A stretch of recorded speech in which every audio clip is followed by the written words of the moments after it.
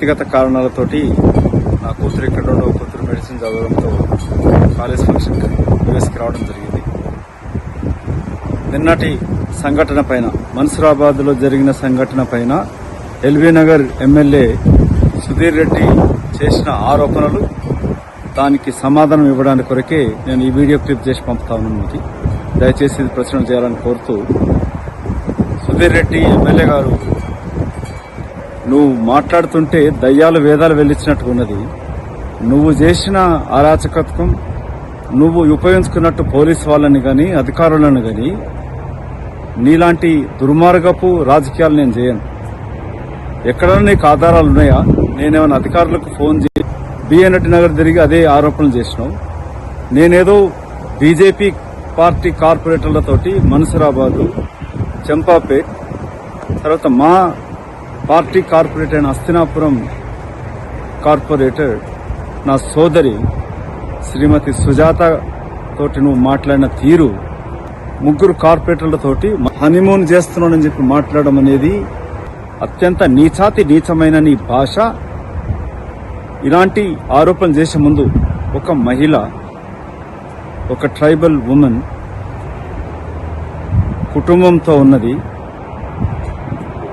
నీ వాడిన పదం అత్యంత ఆక్షేపణీయమే కాకుండా కండిషనల్ గా క్షమాపణ కోరుతూ ఆ కార్పొరేటర్ కాళ్ళు మొక్కి నీ పైన పరువు నష్టం దావా ఉంటది.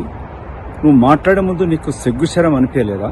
ఒక మహిళా కార్పొరేటర్ పైన అలాంటి భాష, అలాంటి నీచమైన అపవాద కలిగించేటట్టు వాడిన భాష నీకు ఏ నోటితోటి మాట్లాడినా? నువ్వు, నీ కుటుంబ సభ్యులు, నీ భార్య కూడా రాజకీయాలు ఉన్నది కదా, ఇదేనా నువ్వు మాట్లాడే తీరు?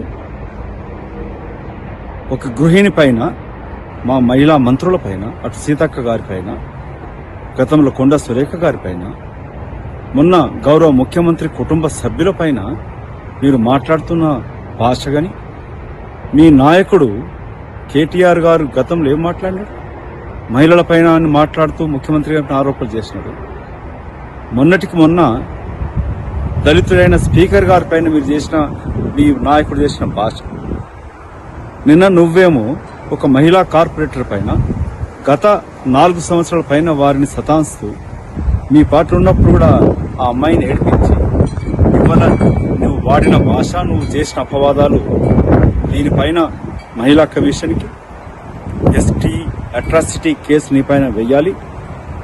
బీఆర్ఎస్ పార్టీ కేసీఆర్ గారు, కేటీ రామారావు గారు, మీకు సిగ్గు లేకుండా మీ ఎమ్మెల్యే ఇలాంటి తప్పుడు ఆరోపణలు ఒక మహిళ పైన చేసినప్పుడు రౌడీ షీటర్లను పెట్టుకుని, భూ కబ్జాదారులను పెట్టుకుని, నీ రౌడీ మూకలైన నీ తొట్టి గ్యాంగ్ను పెట్టుకొని వచ్చి శాంతి భద్రతకు విఘాతం కలిగించినప్పుడు పోలీసు వాళ్ళు చర్య తీసుకుంటారు. అసలు నీకు ఇనాగ్రేషన్ చేసే అధికారం ఓడించినాడు. ఎమ్మెల్యేకి ఏ పథకాన్ని కూడా ఇనాగ్రేషన్ చేసే అధికారం లేదు. ఇన్ఛార్జ్ మంత్రి చేయాలి. నువ్వు కొబ్బరికాయ కొట్టొస్తావు. అక్కడ కార్పొరేటర్, మన్సూరాబాద్ కార్పొరేటర్ పోయిన దానికి సంబంధం ఏంటి? నేను దేశంలోనే లేను. నేనేదో పోలీసు వాళ్ళకి చెప్పినట్టు నువ్వు చేసిన ఆరోపణలు. వాళ్ళన్నిటికన్నా ముఖ్యంగా హస్తినాపురం కార్పొరేటర్ నా సోదరి సమానులైన సుజాత గారితో నువ్వు చేసిన ఆరోపణలను అతి తీవ్రంగా ఖండించడమే కాకుండా, నీకు సిగ్గు శరమం ఉంటే ఒకసారి ఆలోచించు. మీ శ్రీమతి నా సోదరి లాంటిది, రాజకీయాలు ఉన్నది కదా, ఎప్పుడైనా లాంటి భాష మధ్యాసి ఎక్కడన్నా వాడతాడా? వాడిందా? నీకు కలలుగా అనుకుంటే కూడా నేనే వస్తున్నట్టున్నా. నువ్వు గతంలో మాట్లాడినావు, మధ్యాసి ఇక్కడ ఉండడు, ఎలక్షన్ లేకపోతే పోతాడు అనుకున్నావు. ఇవాళ నేను ఎల్బీ నగర్ అభివృద్ధి కొరకై ఏ కార్పొరేటరు ఎవరొచ్చినా కూడా మద్దతు ఇస్తాను, వారికి సహకరిస్తాను. నీలాంటి చిల్లర రాజకీయాలు చేసే అలవాటు నాకు లేదు. నీలాంటి వెధవ రాజకీయాలు చేసే అలవాటు నాకు లేదు. నీలాంటి సన్నాసి మాటలు నేను మాట్లాడను. అభివృద్ధి కొరకు నువ్వు వచ్చినా కూడా సహకారం చేస్తా. ఎల్బీ నగర్ ప్రజల కొరకు, ఎల్బీ నగర్ నియోజకవర్గ అభివృద్ధి కొరకు. ఈ వీడియో ద్వారా ఐ స్ట్రాంగ్లీ కండెమ్ నువ్వు మాట్లాడిన భాష. నా డిమాండ్ ఏంది? ఇక్కడ ఎల్బీ నగర్ ప్రజల డిమాండ్ కూడా, మీ పార్టీకి ఏమన్నా మహిళల పైన గౌరవం ఉంటే వెంటనే పార్టీ నుంచి పడతారు. కేటీ రామారావు గారు, ముందు నీ ఎల్బీ నగర్ ఎమ్మెల్యేని బడతరఫ్ చేయి. మీ ఎమ్మెల్యే చేసిన ఆరోపణలను ఒకసారి విను. తన రౌడీ మూకలని, భూ కబ్జాదారులని, చెరువుల కబ్జా చేసి కట్టుకున్నోని తీసుకొచ్చుకొని అక్కడ శాంతి భద్రతలకు విఘాతం కలిగిస్తా ఉంటే పోలీసులు కొట్టకుండా ముద్దు పెట్టుకుంటున్నాడన్న.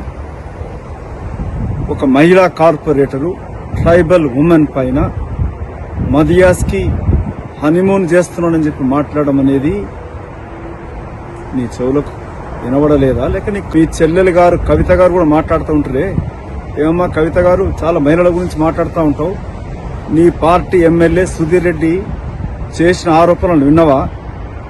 మీ ఇద్దరికి ఏమాత్రమైన చేసి వెంటనే హస్తినాపురం కార్పొరేటర్